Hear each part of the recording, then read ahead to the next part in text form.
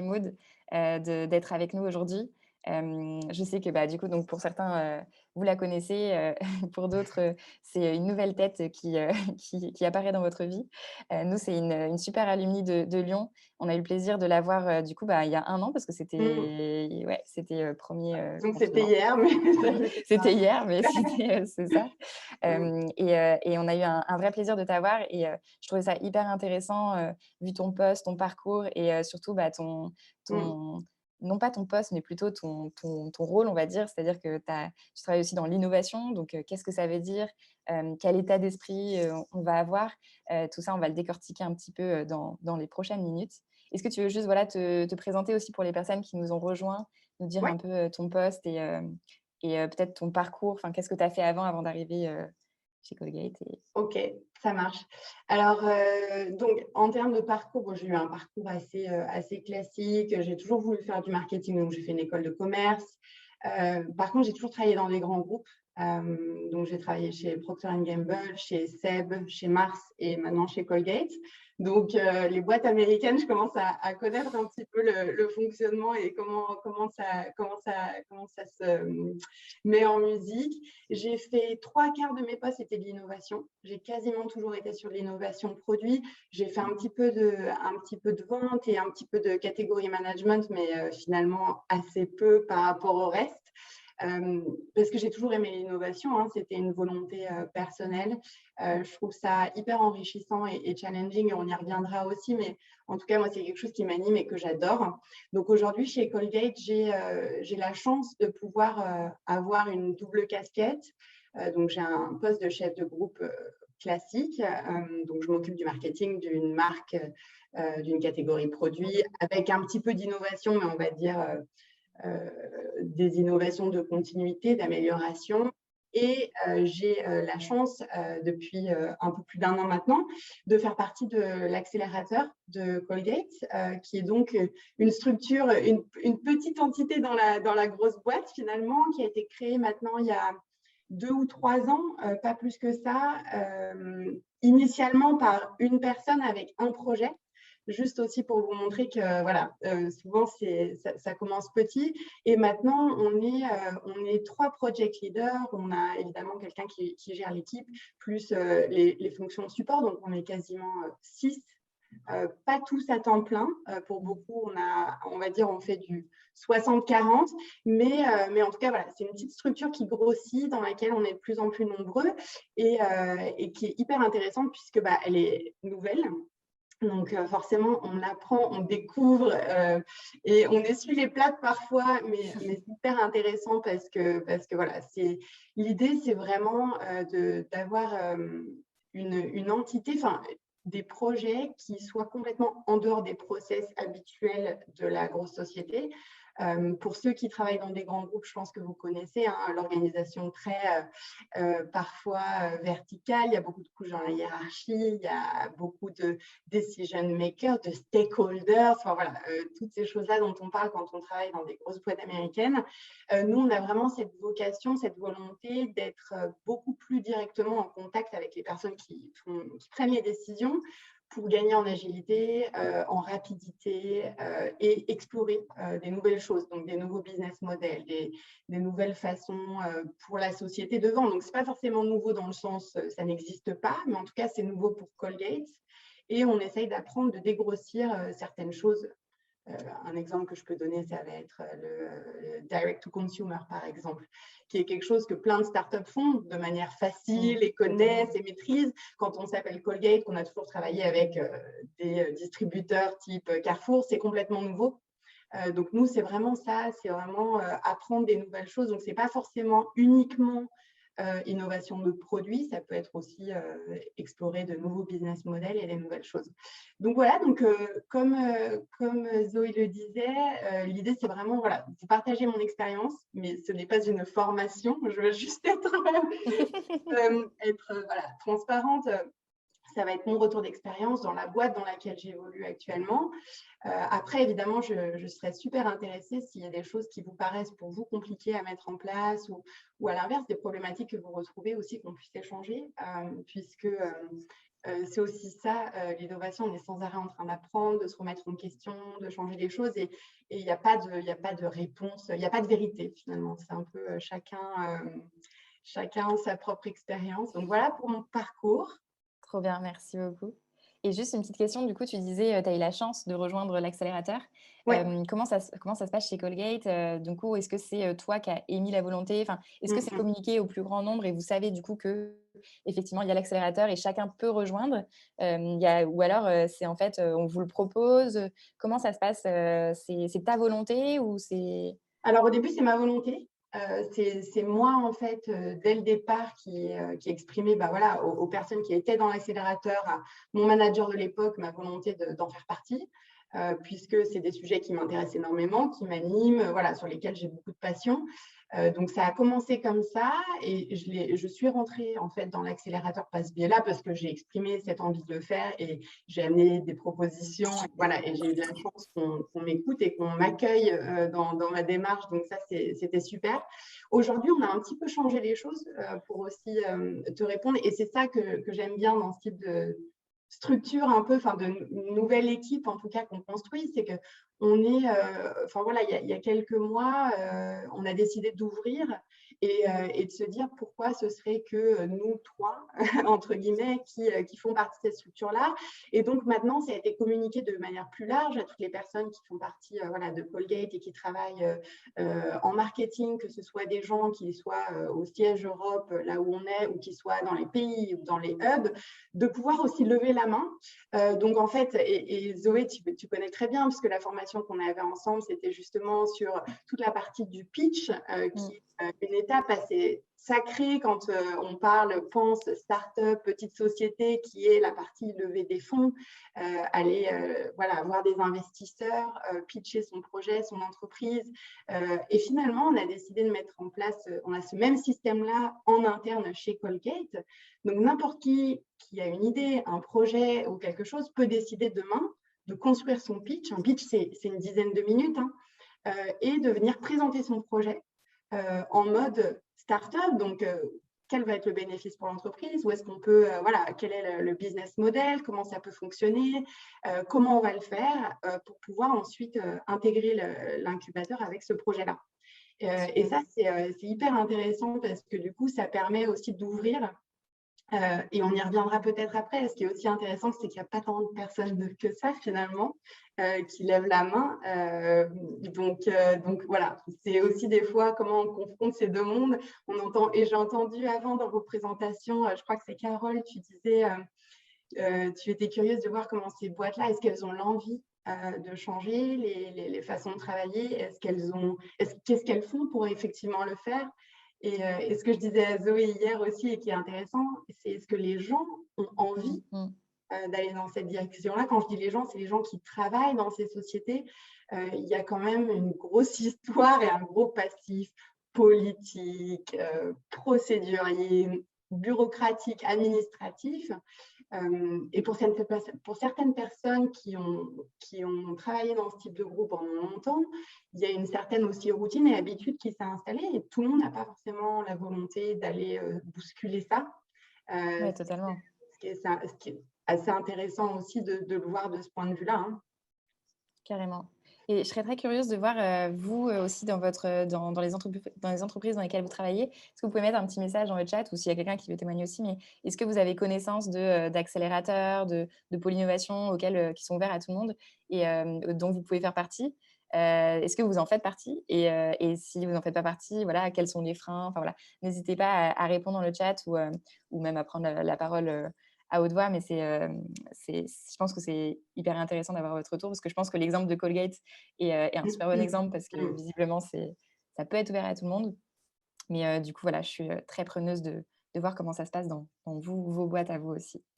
Hem Du coup, bah, c'est ce que tu disais justement, en gros, on peut, se sentir justement, bah, chacun, en tout cas chez Colgate, on peut se sentir entreprenant, dans son grand groupe puisqu'on a la Mmh. possibilité, de pitcher son projet, de pitcher, le produit sur lequel on veut travailler, et du coup d'avoir un petit peu voilà, son petit, c'est à côté de son travail, de d'habitude, son petit, projet Mmh. d'innovation, on va dire. Comment on peut dépasser un peu ce syndrome où parfois justement si dans les participants, peut-être vous posez la question de, en fait, c'est super Maud ce que tu dis, mais c'est pas possible chez nous. Mmh. Comment tu dirais, qu'on peut dépasser ce syndrome-là? Est-ce que tu as un petit conseil à donner, Bah, je pense qu'on est souvent notre propre limite déjà. Je vois, c'est souvent, en tout cas, quand j'ai l'occasion d'échanger avec des gens qui trouvent ça intéressant ou qui s'intéressent à ce que je fais, qui veulent en savoir plus et qui trouvent ça en tout cas intéressant. Je Finalement, beaucoup de personnes, quand on leur demande: «Mais qu'est-ce que tu fais pour essayer toi d'entreprendre dans ta boîte?» et cetera, finalement, je me rends compte qu'il y a cette notion de: «Je n'ose pas vraiment», on n'ose pas trop le dire, on n'ose pas trop exprimer ses idées et je pense qu'un conseil et quelque chose aussi dont on a beaucoup discuté il y a 1 an dans la formation Lyon, c'est qu'effectivement, une idée, ça vaut pas grand-chose. exactement? Juste une idée, c'est sûr que si vous allez voir toute la boîte en disant: «Oh, j'ai une idée», super, c'est super pour toi, et c'est certainement une excellente idée, mais ça suffit pas, en fait et du coup, c'est vraiment, pour moi, je ne peux, que vous encourager à échanger avec Zoé après si ça vous intéresse, mais c'est au-delà de l'idée, qu'est-ce qu'il y a derrière pour la société? Et à partir du moment où, et j'ai vu, je crois, une petite question qui était: «Quels étaient les critères?» C'est, évidemment, de trouver quelque chose qui va avoir un intérêt pour la société, que ce soit un intérêt business, un intérêt de développement, de nouveaux marchés, peu importe ce que ça peut être, un nouveau process qui va faire, gagner en efficacité, améliorer la productivité, enfin, ça peut être vraiment n'importe quoi, mais il faut déjà qu'il y ait quelque chose de tangible et que la société voit et comprenne quel va être l'intérêt pour elle. Ouais, Ce qui paraît un petit peu basique, mais c'est important. Évidemment, l'idée, c'est bien, mais c'est aussi montrer comment on va la mettre en musique, quels sont déjà et c'est un petit peu aussi ce qu'on discutait, voilà, fake it until you make it. Montrer, même si vous n'avez pas toutes les réponses, que vous avez déjà des idées, comment on va l'implanter, de quelles ressources on a besoin, de quel budget, de combien de personnes et combien de temps ça va nous prendre. Parce que si on a juste une idée comme ça va être difficile, sincèrement, d'engager des gens autour de nous pour nous aider à la mettre en place. Donc, c'est important de la rendre la plus concrète, la plus tangible possible en fait, que ce soit dans le comment, mais aussi dans le quoi et quel est le but final et l'objectif. Euh, donc ça, ce serait pour moi le conseil principal. Parce qu'effectivement, avoir une idée, c'est ça bien. Je vois plein de questions, mais j'arrive pas à les lire. Elles disparaissent super vite. t'inquiète, je te les poserai au fur et à mesure, Ouais. mais ça me fait super plaisir parce que ça me fait sourire aussi parce que du coup, c'est exactement enfin, c'est trop bien que tu ressortes aussi tu vois, les phrases que nous aussi on utilise. En fait, je trouve ça hyper important, je rebondis sur ton point, mais Mm, en fait, ne jamais, jamais, avoir en tête une idée parce qu'une idée, comme tu dis, elle vaut rien. mm, Le but, c'est de s'attaquer plutôt à un problème. Donc ça, mm, c'est un vrai conseil quand on se dit: «Bah, voilà, en fait, mon entreprise, c'est pas possible chez nous, je peux pas faire preuve d'innovation chez nous parce que de toute façon, on me met des barrières à tous les niveaux». Je pense qu'on peut tous s'assurer et on peut tous être certains que votre boîte, si jamais vous lui dites, voilà, il y a un vrai problème, il est mm. vraiment, conséquent, il est réel, et voilà, moi, comment j'aimerais bien, me prêter, à ce problème et voilà comment j'imagine résoudre ce problème-là.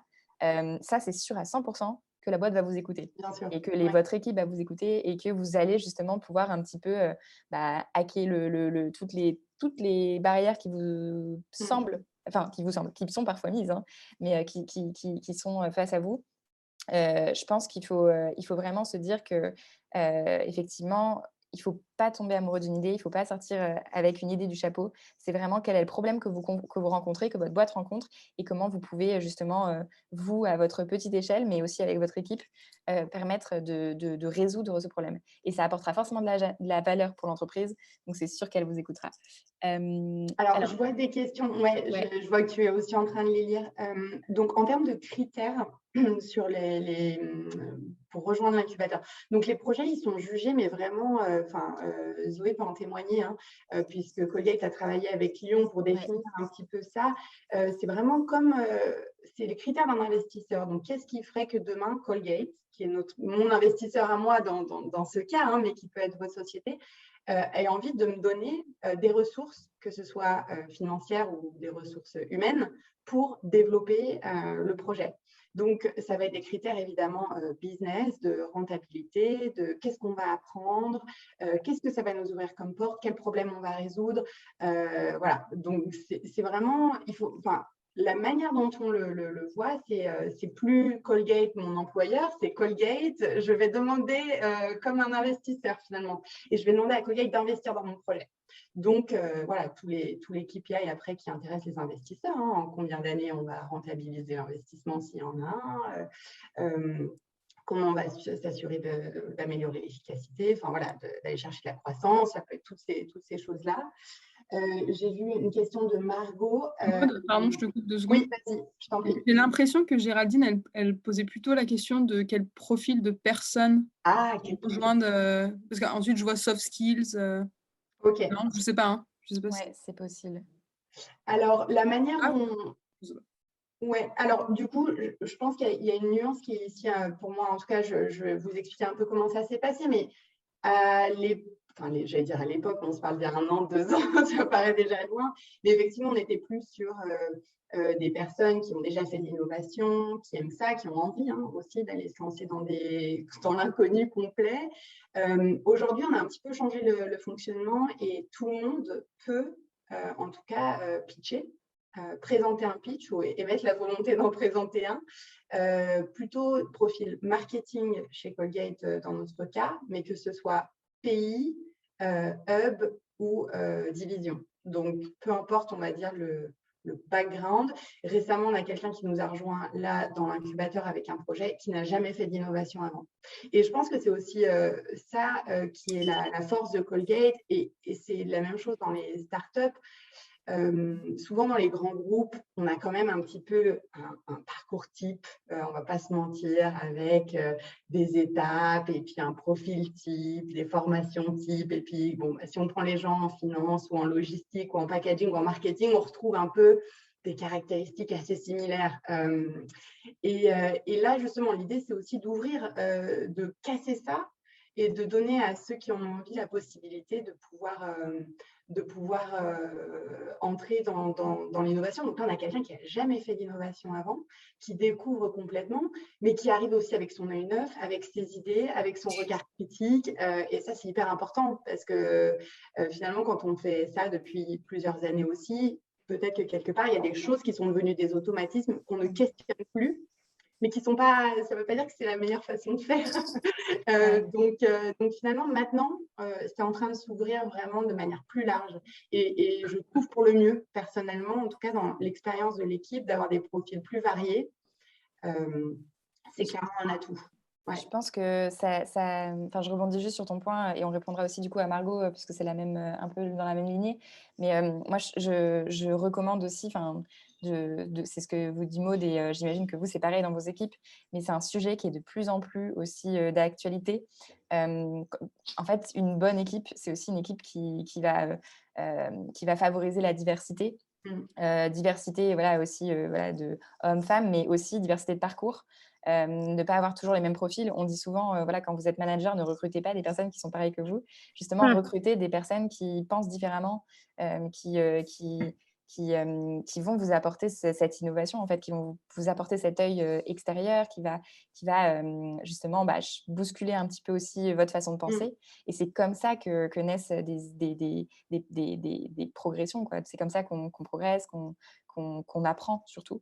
Et du coup, moi, si je pouvais répondre aussi à cette question, c'était vraiment de dire si vous avez l'opportunité de créer une équipe où justement vous vous dites je veux à ma petite échelle permettre l'innovation dans ma grande boîte, favoriser la diversité dans vos équipes.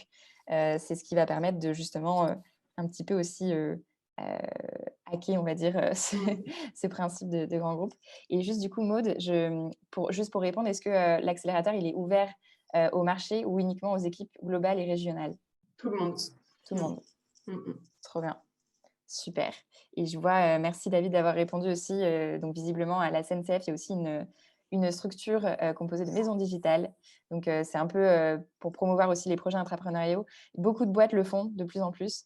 Donc c'est super de voir que justement, vous pouvez, vous aussi, chez Novartis, pareil, visiblement. Donc super. Je pense que toutes les boîtes commencent à le faire aussi. parce qu'elles comprennent en fait cet enjeu de, en fait, on peut essayer d'avoir une petite structure qui va justement aussi ne pas être contrainte forcément aux mêmes réglementations, on va dire, ou qui vont pouvoir tester plus rapidement.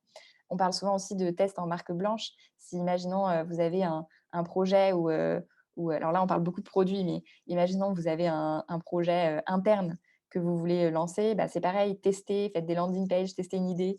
Et en fait, vous verrez bien si ça marche ou pas, et très rapidement. Et le but, c'est de se dire, vous allez convaincre, et si ça marche pas, tant pis.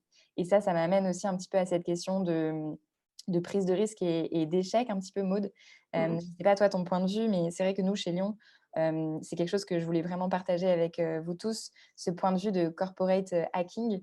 Je pense qu'il est, il est vraiment très similaire, et la notion de prise de risque est hyper importante, puisqu'en fait, pour moi en tout cas, et pour Lyon, l'innovation naît aussi de l'échec. Et en fait, sans tester, on n'aura pas d'innovation. Moi, pour vous donner un exemple très concret, hein, et j'ai pas de honte non plus à le raconter, mais voilà, comme vous le savez, pour ceux qui connaissent Lyon à la base, on était des formations uniquement en présentiel. Et on se positionnait dessus, hein. C'est-à-dire que pour nous, en fait, l'humain était au centre des entreprises, au centre de la stratégie des boîtes. L'humain était tout, on va dire. Et donc, on avait à cœur vraiment d'accueillir les participants dans nos locaux, de les sortir de leur entreprise, de les amener dans notre univers. Alors, comme vous voyez, il y a un univers très particulier, mais c'est pour ça aussi qu'on avait à cœur de faire venir les gens chez nous. Et en fait, franchement, en toute honnêteté, quand on nous a annoncé, voilà, il y a le Covid, confinement, on s'est dit, bon, voilà, ok, on va faire une petite pause d'un mois. Voilà. On n'a pas anticipé du tout. Voilà. Par contre, on a su réagir très vite. Et en fait, c'est cette force de réactivité dont on s'est dit, ok, finalement, on est confiné. Finalement, on ne peut plus faire de formation présentielle. Comment on réagit? Est-ce qu'en fait, on se dit, non, parce qu'en fait, on ne sait pas se positionner sur le en ligne. On n'a jamais fait de formation, donc on reste dans notre zone de confort et on attend que ça passe. Ou alors, on prend un risque et voilà, on fait des formations en ligne, on lance des nouveaux projets et on teste des choses. Et puis, si ça ne marche pas, on arrête. Et nous, on était plutôt dans cette deuxième posture. Donc voilà, moi, j'étais en charge de lever un nouveau produit qui était des masterclass. Il y a telle personne qui était en charge d'un nouveau produit, etc. Moi, j'ai testé, j'ai fait une landing page. Ça a été un échec total. Mais ça nous a permis de tester rapidement, de voir si ça fonctionnait ou pas, s'il y avait une demande. Et en fait, à la fin, on s'est vraiment posé et on s'est dit, OK, qu'est-ce qui a fait que ça a marché ou qu'est-ce qui a fait que ça n'a pas marché? Et sans ce moment, c'est-à-dire que j'aurais très bien pu dire: «Bon, voilà, ça n'a pas marché, arrêtez de me voilà, ça n'a pas marché, ça n'a pas marché». Et puis, on met ça sous le tapis et on passe à autre chose. Moi, je pense que le vrai état d'esprit de quelqu'un donc un corporate hacker, de quelqu'un qui a envie d'innover dans sa boîte, c'est de se dire: «J'ai testé, si ça n'a pas fonctionné, j'itère, je vois qu'est-ce qui peut être amélioré, et si ça fonctionne vraiment pas, c'est un échec entre guillemets, mais sans cet échec, on n'aurait jamais appris, on n'aurait jamais compris pourquoi ça marchait pas. Et ce qui est hyper important pour moi, en tout cas, je pense que c'est vraiment de faire un retour d'expérience, toute l'équipe ensemble. Et il n'y a pas une personne qui a échoué, c'est vraiment une initiative d'équipe, et c'est voilà, qu'est-ce qui n'a pas marché. Je sais pas, Maud, toi, ton point de vue sur ça, sur cette importance de nous, en tant qu'individus, en tant que manager aussi beaucoup, de laisser les équipes faire des prises d'initiative, de les laisser prendre des risques.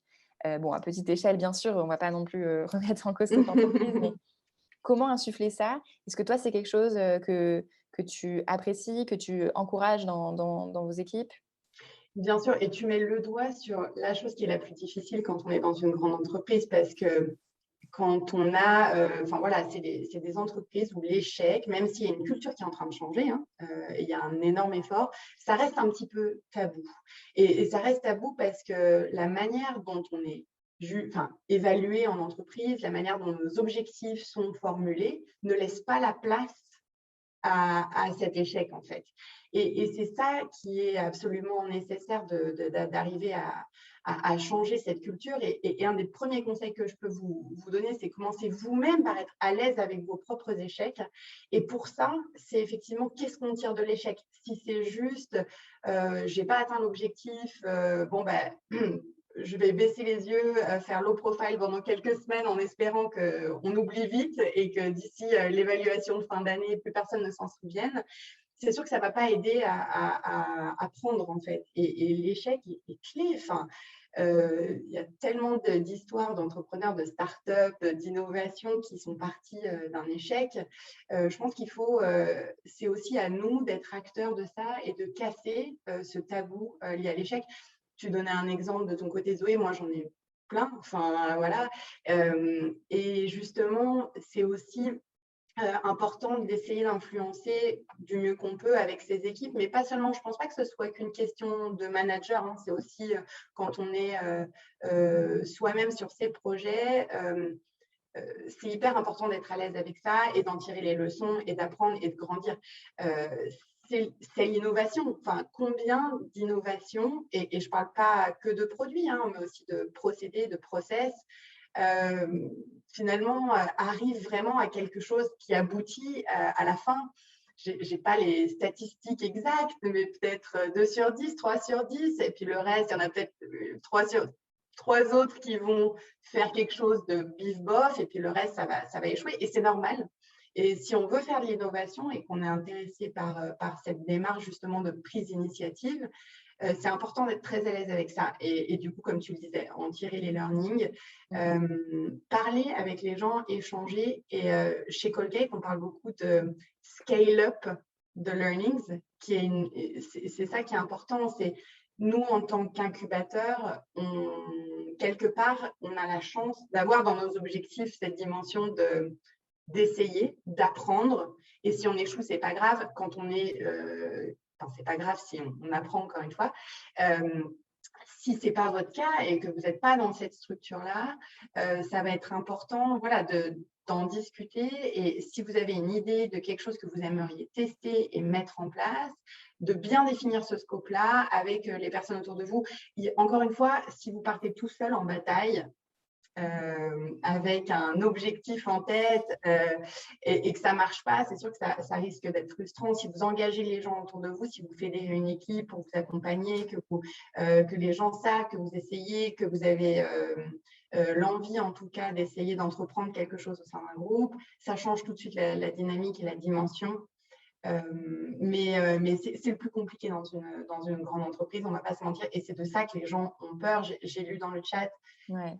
Avez-vous peur de l'échec? Mais bien sûr, et c'est ce que je vous disais au début, quand on a ouvert l'incubateur à qui veut bien pitcher quelque chose, les gens ont peur parce que c'est se mettre en danger aussi, c'est s'exposer.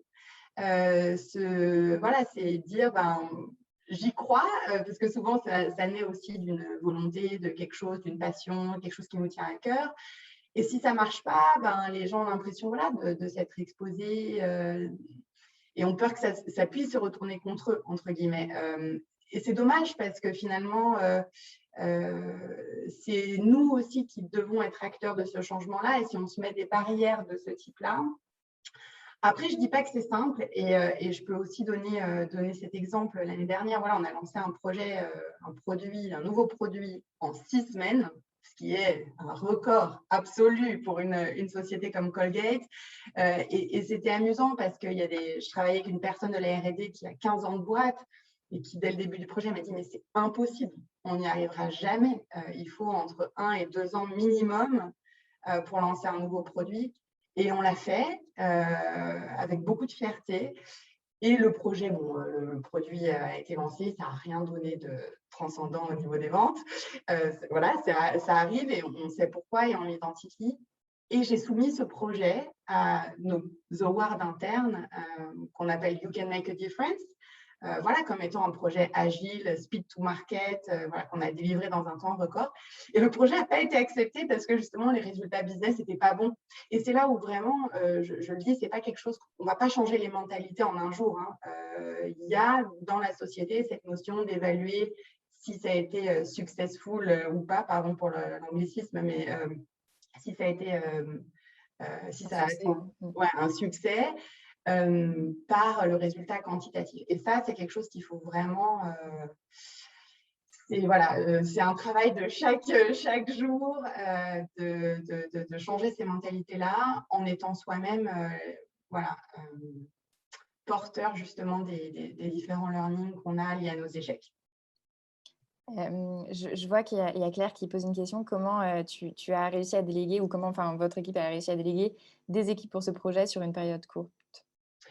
Pour le coup, ici, pour moi, ce qui est clé, c'est vraiment d'avoir des sponsors qui soient évidemment des stakeholders, decision owners, je ne sais pas comment vous appelez ça dans vos boîtes, mais moi, dans mon cas, c'est mon N+2 qui était à fond derrière le projet et qui nous a donné cette possibilité de nous dédier quasiment à temps plein pendant 6 semaines sur ce projet-là. Je n'aurais pas pu le faire sans leur soutien, c'est évident. Par contre, pour avoir le soutien, et c'est là où c'est important, c'est plus qu'une idée, c'est voilà. Et c'est vendre un projet en mode pitch, même si ce n'est pas un pitch officiel, mais quel est le bénéfice pour l'entreprise, qu'est-ce qu'elle va en tirer, comment on va s'y prendre, de combien de temps on a besoin, combien d'argent, voilà. Et ça, c'est un peu de travail en amont, en fait, plus que juste dire « Ah, moi, ça m'intéresse, j'ai une idée, on pourrait faire ça ». Pour pouvoir avoir le bon support, il faut travailler un petit peu en amont et travailler en équipe. Enfin, je pense que j'espère que ça sonne et ça résonne pour vous, mais c'est pas quelque chose, je pense pas que ce soit possible tout seul de décider de révolutionner des grands groupes. Il faut avoir des appuis, des experts dans les différents domaines, prendre des inputs, avoir des bonnes relations aussi avec les équipes cross-fonctionnelles. Enfin, c'est un travail d'équipe, évidemment. Ce n'est pas une personne qui peut, à elle toute seule, porter le changement à bout de bras, évidemment. Totalement. Je voulais rebondir un petit peu sur aussi cette notion de comment, tu vois, parce que je vois qu'il y a quand même ce message, voilà, c'est surtout la certitude de la sanction en cas d'échec qui décourage. Donc forcément, il y a aussi beaucoup ce sujet de ça dépend aussi de la culture de votre entreprise, ça dépend de vos managers, ça dépend du coup de l'organisation. Moi, en tout cas, le conseil que je peux donner, c'est effectivement si au niveau de l'entreprise, il peut y avoir peut-être une peur, mais dans ce cas, au niveau de l'équipe, si vous êtes managé ou si vous êtes manager, et proposer des recs, un peu des retours. Nous, on fait ça chez Lyon, donc je vais vous expliquer juste après. Mais en fait, le fait de proposer, de dire, voilà, j'ai envie de faire ce projet, j'ai vraiment envie, mais c'est vraiment un test, être totalement franc, dire: voilà, on part de j'ai constaté un problème, c'est ça le problème, voilà, donc comme disait Maud, le temps que j'ai besoin, nin nin toutes les ressources dont j'ai besoin, et si ça fonctionne pas, par contre, on va vraiment faire un point pour comprendre du coup qu'est-ce qui a pas fonctionné, qu'est-ce qui aurait pu être amélioré et cetera. Et ça, c'est hyper important, ne pas le négliger, pour justement qu'il y ait pas cette sanction. Parce qu'en fait, il peut pas y avoir de sanction si on a tout fait entre guillemets comme il fallait. Si c'est juste, un résultat qui n'est pas là, on peut pas être sanctionné normalement dessus. Ce que je voulais dire par là, c'est que nous, par exemple, pour un exemple très concret de quelque chose que vous pouvez mettre en place dans vos équipes, si vous êtes manager ou si vous êtes managé, le pousser à votre manager pour le proposer. Nous, on appelle ça des learning coffee, et en fait, tous les lundis pendant une petite demi-heure, alors ça dépend le sujet, mais environ une demi-heure, toute l'équipe, et même parfois, on est plusieurs écoles, donc parfois toutes les écoles, on se retrouve le lundi, donc sur la pause, on se retrouve de 13h45 à 14h30 environ. Et en fait, il y a une personne de l'équipe qui partage au reste de l'équipe, voilà, il y a 2 mois, j'ai fait ça. Et voilà les raisons pourquoi ça a été un succès, parce qu'il faut aussi célébrer les succès. Donc si ça a été un succès, voilà les raisons pour lesquelles ça a été un succès. Et parfois, aussi, en fait, c'est pas mal vu, c'est juste, voilà, voilà ce que j'ai lancé et voilà les raisons pour lesquelles ça n'a pas fonctionné. Et c'est hyper important parce qu'en fait, au lieu de le garder secret, en fait, on le partage à tout le monde. Et déjà, c'est pas tabou. Du coup, c'est cool parce que tout le monde, enfin, il y a pas de honte. Ça démystifie tout ça. En plus, du coup, ça pousse les autres à aussi vouloir faire des tests et innover aussi dans l'équipe. Et en plus, ça a ce truc de se dire: en fait, moi, je communique aussi sur, ce que je fais. Je communique auprès de mon manager sur tout ce que j'ai mis en place, sur tout ce que j'ai fait pour que ce soit réalisable et ça n'a pas fonctionné pour telle et telle raison. Et du coup, voilà, je voulais réinsister dessus et c'est quelque chose de très simple à mettre en place, que vous pouvez mettre en place si vous êtes manager, si vous êtes managé, le pousser un peu à vos managers pour le mettre en place et voilà, je trouve ça hyper, un exemple très simple qui coûte Mmh. rien, mais qui permet d'avoir un peu moins peur de cette culture de l'échec, on va dire Ouais. et de pousser à l'innovation, dans vos équipes. Et si les learnings sont clairs, si vous êtes vraiment, normalement, ça doit limite donner envie à tout le monde d'y croire et de recommencer. Je Ouais. sais pas si vous voyez ce que je veux dire, mais si on vient en présentant, voilà, ça n'a pas marché, mais enfin voilà, pour telle raison, voilà ce qu'il faut améliorer, voilà ce que je pourrais faire différemment. Normalement, si c'est suffisamment clair pour vous et pour tout le monde, qu'est-ce qu'on a appris et qu'est-ce qu'on peut faire différemment, ça devrait engendrer quelque chose de type « Oh là là, on a envie de réessayer », non? Parce que du coup, quand on arrive à toucher du bout des doigts ce qui s'est passé, c'est là normalement qu'on se dit « Bon, bah, on a peut-être trouvé la clé ». Peut-être pas, hein. Des fois, il faut s'y reprendre à 10 fois. Mais c'est là où ça devient intéressant aussi de bien tirer les leçons des échecs, parce que c'est ce qui va vous permettre de rebondir tout de suite et de dire allez, on repart en fait, et ça doit nous motiver encore plus pour retenter.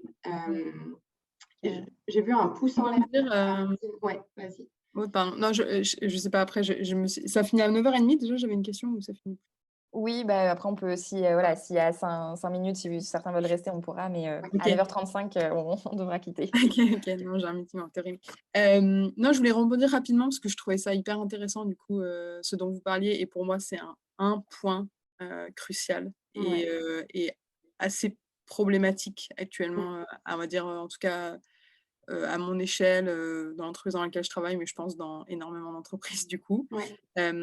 Et en fait, je voulais savoir ce que tu racontais du coup Zoé sur les learning coffee, en fait, il y a la même chose qui va débuter, dans l'équipe dans laquelle je travaille, Super. qui est super, organisée. Donc on a partagé en amont pardon, individuellement, nos feedbacks, avec une structure, qui a pas été décidée par moi, qui a été décidée par quelqu'un qui organise ça, donc start, stop, continue. Ouais. Avec 3 items maximum, entre 1 et 3 items à chaque fois.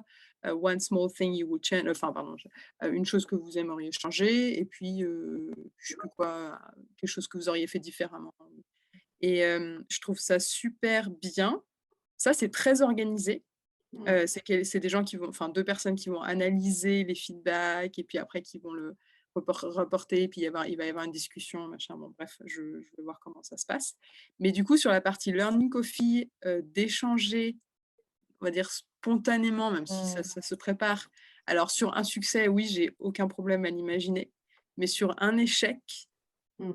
alors, je pense que ça dépend des gens. Il y a des gens qui sont plus capables que d'autres. Je pense qu'il y a 2 choses qui sont hyper, importantes et déterminantes. C'est un, la confiance en soi et 2, l'environnement dans lequel on évolue qui est plus ou moins safe. Mais ma question pour, toi Zoé et puis peut-être pour Maud aussi, c'était, qu'est-ce qui pousserait quelqu'un, par exemple chez vous, du coup Zoé, Ouais, à partager un échec, pardon? ouais. C'est-à-dire qu'est-ce qui fait que la personne ose partager un échec. Parce que moi, par exemple, je pourrais dire, chez Novartis, parce que j'ai tendance à essayer de le faire ou à commencer, cette démarche, de dire: «Bah, voilà, en fait, je pense que ce serait bien aussi qu'on partage quand les choses ont pas marché». Mmh. Mais en fait, je pense que je suis un peu toute seule enfin, je sais pas. Mmh. Bah, moi, je pense que le 1er élément de réponse, c'est en fait, c'est la communication. C'est-à-dire que si je ne communique pas sur, parce que typiquement le travail, sur l'échec dont je vous parlais, j'ai travaillé toute seule, enfin toute seule plus ou moins. Donc Mmh. déjà ça a été ma première erreur, je pense. Comme Maud le disait, il faut s'accompagner aussi de plus de personnes. Mais voilà, donc tout ça pour dire, en fait, j'étais la seule à vraiment connaître quelles étaient les actions que j'avais mis en place, quelles étaient, enfin vraiment, toutes les étapes que j'avais fait, en fait, tout le projet. J'étais la seule à vraiment savoir, Mmh. le pourquoi et cetera. Mmh. Si je ne communique pas dessus, bah, en fait, moi, déjà, moi, au tout départ, hein, pour être tout à fait honnête, j'ai quand même vécu un peu comme: «OK, c'est mon premier vraiment où Mmh. ça m'énerve un petit peu quand même». Et en fait, bah, notre manager, elle est venue nous voir et puis elle m'a dit, «Écoute Zoé, j'ai l'impression que ça t'a quand même un petit peu miné. Est-ce que tu veux qu'on en parle? Parce qu'en fait, du coup, enfin, comment tu l'as vécu? Et du coup, je dis: «Bah, franchement, je suis un peu énervée parce que c'était mon petit bébé et j'ai pas réussi, voilà, à» et elle m'a dit: «Mais non, mais alors Zoé, détrompe-toi tout de suite». Et du coup, le fait, en fait, que je le garde pour moi, ça me mine plus qu'autre chose et je vais pas forcément avoir envie Mmh. aussi de de Ouais, de donc ta de de manager a quand même joué un rôle Ouais. Ouais, mais maintenant dans donc ton ma manager partage a joué un rôle d'expérience. et donc c'est pour ça que vous, du coup, si vous êtes manager, jouez un rôle auprès de vos équipes. Si vous êtes manager, n'hésitez pas aussi à, du coup, prendre l'initiative parce que, donc Mmh. typiquement, au départ, je l'aurais pas fait spontanément. Maintenant, aujourd'hui, si on Mmh. me dit, voilà, si je refais le même truc, je le ferai spontanément parce que je me dis: «Déjà, tout le monde peut apprendre de ce que j'ai fait» et ça, Mmh. c'est hyper important. C'est que si on veut que l'équipe progresse, il faut que tout le monde puisse apprendre de ce qu'on fait et du coup de ses erreurs. Et deuxièmement, il y a aussi un truc de se dire, ben, mine de rien, si je communique pas, on va peut-être se dire que j'ai mal fait. Dans ma tête, hein, peut-être que je peux me dire ça. Alors qu'en fait, si je communique justement sur tout ce que j'ai mis en place, c'est pas un échec, c'est juste Mmh. Un j'explique vraiment retour tout ce que j'ai d'expérience. fait, c'est un retour Ouais. d'expérience, tout ce que j'ai fait et en fait, ben, les équipes vont pouvoir se dire: «OK, ben, en fait, donc en fait, pour répondre à ta question, ce qui peut te pousser toi personnellement à, Mmh. vouloir montrer enfin, du coup, ton échec, ce qu'on appelle, Mmh. un échec, Mmh. c'est aussi te dire: «Ben, si je communique dessus, ça va Mmh. démystifier cet échec totalement». Mmh. Mais moi j'ai aucun problème à me dire qu'il y a des bénéfices et je pense que la Mmh. plupart des gens ont aucun doute sur le fait qu'il y ait des bénéfices à Mmh. partager. Parce qu'il y a des learning, comme on dit, bref, on apprend des choses.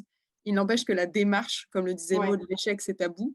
La démarche de le faire, c'est autre chose. Et ce qui En est fait, je pense compliqué qu'il aussi, faut bannir le mot échec du Ouais, vocabulaire ouais, et peut-être. parler de retour qu'est-ce qu'on a d'expérience. appris, D'ailleurs, on n'en parle retour pas trop, nous, chez nous, d'expérience, c'est pas ce mot qui est utilisé. Mais la dernière chose que je voulais dire très rapidement, c'était qu'il Mmh. y avait aussi l'idée de j'ai oublié. Heu, non, l'idée de dire qu'en fait, le management aussi, doit montrer Ouais, l'exemple. Si le Totalement. management ne Tout à part fait. Mmh. si le management n'expose jamais de leurs faiblesses ou leurs authenticité. doutes et leur potentiel échec aussi, Mmh. c'est compliqué, je trouve, après de voir que l'espace, en fait, est Et aussi totalement. safe, Mais c'est pour ça encore une fois que je reviens sur l'histoire des learning coffee. ouais. C'est l'initiative des individus. Ça doit pas être quelqu'un qui enfin, OK, il y a quelqu'un qui organise, mais c'est pas, toujours la même personne. C'est pas le manager qui du coup Ouais. parle pour la voix de tout le monde. Mmh C'est mh. chaque individu et tout le monde doit y passer. Mmh. Et aussi, ça commence aussi par les managers, raconter Mmh. du coup, en fait, c'est eux qui doivent montrer l'exemple. Donc il y Ouais. a le côté exemple, le côté authenticité. Il faut être, Mmh. vraiment, authentique, transparence. Mmh mh. Et j'insiste vraiment sur le côté que c'est une démarche chacun en fait, chacun de nous, peut faire cette démarche. C'est un petit pas et ça doit être, vraiment voilà, dans toute l'équipe et une initiative individuelle, on va dire. Mmh. Mais je suis d'accord Ouais. avec toi, Amandine, non, c'est pas simple et ça va se faire petit à petit. Mais déjà le fait qu'ils aient mis ça en place, c'est déjà un bon, état Un grand d'esprit et 1er pas. Ouais. exactement. Donc petit à Et c'est petit, là ça où va. ça va être aussi intéressant de donner l'exemple, si toi, tu te sens plus à l'aise que d'autres personnes Mmh mh. et de venir, voilà, partager, ton expérience sur, un point et ce que tu as appris et ce que tu en retires. Mmh. Et je pense que, ouais, c'est clé de ne pas le tourner. Alors, j'ai un échec dont j'aimerais vous parler, Ouais, un projet qui n'a pas marché, c'est mais clair. plus de dire, voilà, j'ai appris quelque chose qu'il faut Exactement. absolument que je vous partage Ouais, parce que je pense que vous pouvez en retirer en quelque chose. Je bénéficier. pense qu'on peut s'améliorer, je pense qu'on peut changer les choses. Et ça, c'est déjà dans la démarche. Si toi, Mmh. tu es à l'aise avec ça, que tu le fais, peut-être que ça va ouvrir la porte à d'autres personnes de se dire, Mmh. ah, bah, finalement, on peut le faire. Mmh. Moi, ce que j'ai fait aussi dans mon cas, dans l'exemple que je partageais juste avant, j'ai pas hésité aussi à le dire quand j'ai eu un moment l'impression qu'on passait l'échec sous tabou. J'ai pas hésité aussi à le dire à mes managers, mais voilà, juste de dire je trouve ça dommage qu'on n'en tire pas les leçons en fait, qu'on puisse pas me laisser l'opportunité de présenter tout ce que j'ai appris au travers de ce projet-là, même si effectivement ça n'a pas atteint les objectifs qu'on s'était fixés. On est très clair pourquoi. Mais il y a des choses qui auraient pu être super intéressantes pour d'autres équipes ben voilà, de le savoir, d'entendre notre retour d'expérience. Et j'en ai aussi fait part. Après, voilà, comme je dis, c'est pas quelque chose qui se fait du jour au lendemain par un petit coup de baguette magique, mais en tout cas, je pense que ça fait réfléchir les gens. Si nous, déjà, on est acteurs de cette transformation-là, les gens réfléchissent, ah oui, c'est vrai qu'on n'a peut-être pas, on n'a peut-être pas tiré les learnings. Et c'est Mmh. difficile. Sincèrement, on ne va pas se mentir, c'est pour moi, en tout cas, ce que je trouve le plus difficile, c'est de vraiment transférer ce qu'on apprend à un plus grand nombre. Et ça, c'est clé. Et il n'y a que comme ça que les grandes boîtes vont réussir à changer un petit peu les choses, changer la culture. Parce que finalement, les RH, ils ont cette volonté. Et nous, on en parle beaucoup chez Colgate. J'imagine que c'est la même, cette culture. Il y a une culture dont on parle, qui est définie, qui est écrite. Mais c'est surtout aux gens de la vivre. Et on doit en être nous-mêmes les premiers acteurs. Si le corporate website demain change et dit culture de l'innovation, culture du changement, entrepreneuriat, etc. C'est super, mais ça doit venir de nous en fait, qu'on soit manager ou pas. Je pense qu'aussi il y a beaucoup de gens qui se mettent des barrières de par le statut, l'âge, l'ancienneté, est-ce que je suis légitime, pas légitime. Tout le monde peut entreprendre à son niveau. L'entrepreneuriat, ça ne veut pas dire révolutionner juste l'entreprise, ça peut être aussi des petites choses, améliorer, changer des choses à son échelle, dans son scope of work. Et tout le monde peut le faire. Je pense que c'est important de se sentir hyper à l'aise, hyper légitime, quelle que soit notre situation. Merci beaucoup, Maud. Je voulais juste un petit mot parce que je vois que tout le monde part. Donc, merci à vous. Juste pour conclure, j'ai noté quelques petits mots, quelques petits états d'esprit pour conclure un petit peu tout ce qu'on s'est dit, ce que Maud vous a partagé un peu aussi comme retour d'expérience. Je pense qu'à garder en tête, justement, vous qui êtes un peu ambassadeur dans vos grands groupes de cette innovation, si on pouvait vous donner quelques conseils, le premier, ça serait vraiment essayer de comprendre le système et l'environnement dans lequel vous évoluez. Parce que sans ça, vous ne pourrez pas mettre en place des innovations. C'est important de connaître l'entreprise, de savoir ce qui est possible, ce qui est moins possible, de vraiment, avant de prendre ces initiatives, de connaître l'écosystème. Le deuxième conseil, ça serait aussi de ne pas forcément se contenter que le mouvement vienne d'en haut. Vous êtes tous, autant que vous êtes du coup un acteur de votre boîte et vous pouvez, mener des initiatives comme Maud, rejoindre un accélérateur, proposer des projets. Enfin voilà, à votre échelle, vous pouvez, commencer par, des petites étapes, mais petit à petit, faire bouger les lignes sans forcément attendre que ça vienne d'en haut. Tester, apprendre en continu, apprendre de ses erreurs, itérer, et donc ça revient sur cette culture de l'échec et du coup de vraiment apprendre, tout le temps, tout le temps, tout le temps. C'est quelque chose qui est hyper important. Ne pas forcément anticiper, comme je vous l'ai dit avec mon exemple, c'est pas l'anticipation qui est le plus important, mais c'est la réaction. Donc encore une fois, voilà, on peut pas tout anticiper. Si on peut, c'est bien, mais on peut pas tout le temps. Donc comment on réagit après ça? Et la dernière, c'est vraiment, être curieux et là, bonne nouvelle, vous êtes ici, donc c'est que déjà vous avez fait un premier pas, vous avez été curieux, et n'hésitez pas à aller plus loin. Il y a plein de ressources, il y a plein d'autres webinaires. Nous, on fait des formations. Si c'est des sujets qui vous intéressent, on accompagne aussi justement, comme, Maud, et d'autres personnes de Colgate-Palmolive, on les accompagne de cette démarche, de chaque individu entrepreneur dans son grand groupe, par plein de formations différentes. Donc si c'est des sujets qui vous intéressent et que vous avez envie de les mettre en place dans vos boîtes, n'hésitez pas, à me contacter ou, à m'envoyer un petit mail. On se fera un plaisir de répondre et surtout, voilà, de vous remettre en question, de se dire: «Est-ce que la manière dont on fait les choses dans notre équipe, c'est vraiment la meilleure façon de faire?»